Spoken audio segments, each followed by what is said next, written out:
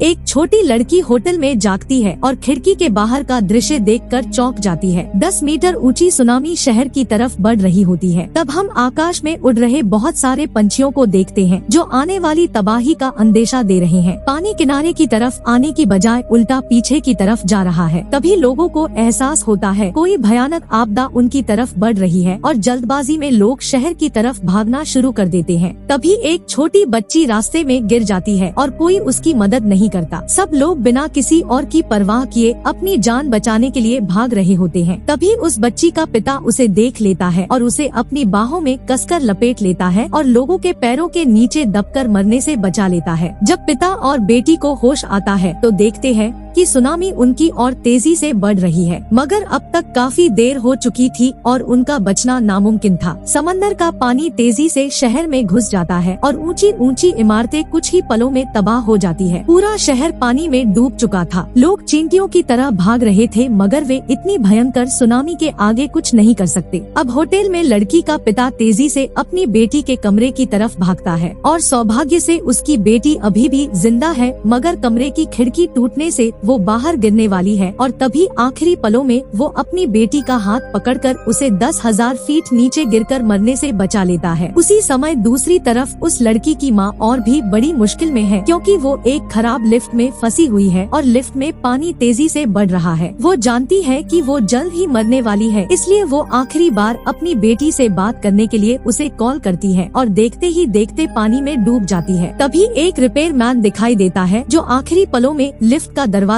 खोलकर उसे बचा लेता है। जब पूरा परिवार आखिरकार छत पर मिलता है और वहाँ रेस्क्यू हेलीकॉप्टर से भी पहुँच जाते हैं, लेकिन लिमिटेड रेट के कारण केवल बच्चे और बूढ़ों को पहले जाने दिया जा सकता है। इसलिए दोनों किसी तरह से अपनी बेटी को हेलीकॉप्टर में बैठा देते हैं और तभी सुनामी की दूसरी लहर दिखाई देती है और दोनों पति पत्नी मौत से मिलने के लिए एक दूसरे को गले लगा लेते हैं। असल में इस भयानक तबाही को पहले ही रोका जा सकता था। यहाँ से हम कुछ घंटे पहले का सीन देखते हैं। या हमें पता चलता है कि लड़की का पिता एक जियोलॉजिस्ट है। वो मॉनिटर में समुद्र तल में होने वाली उथल पुथल को नोटिस करता है और जल्द ही उसे जबान में आए भूकंप की खबर मिलती है। तब वो तुरंत इसके बारे में अपने सीनियर्स को बताता है और जल्द से जल्द समंदर के आसपास के इलाकों को खाली करवाने की रिक्वेस्ट करता है। लेकिन उसका सुपरवाइजर इसे गंभीरता से नहीं लेता और यह कहकर मना कर देता है कि उसके पास साबित करने के लिए कोई निश्चित डेटा नहीं है कि सुनामी आएगी, जिसका कारण नेशनल कल्चरल एग्जीबिशन का आयोजन कर दिया गया था और पूरी दुनिया के टॉप लीडर्स और लाखों लोग इसमें हिस्सा लेने वहां पहुंच गए थे।